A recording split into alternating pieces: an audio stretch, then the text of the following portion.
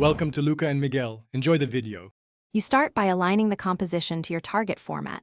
Open composition settings and set resolution, frame rate, and duration to match delivery. Once done, inspect each source clip. Right-click Interpret Footage to force frame rate or color space so the timeline behaves predictably. You should choose whether you'll keep a lossless master or an edit-friendly intermediate codec. Make that decision now because it affects render settings and color fidelity downstream. Next, decide the export workflow.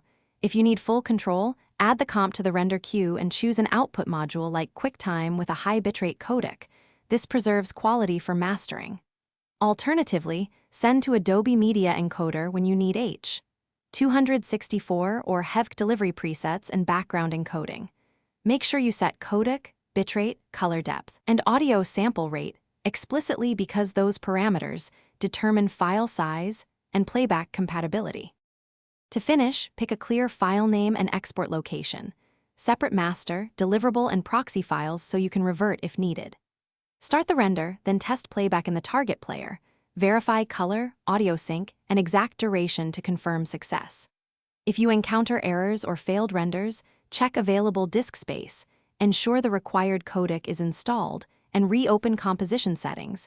Mismatched frame rates or bit depth often cause export failures. Resolving those usually fixes the problem. Thanks for watching and please subscribe. It's the best investment you'll ever make.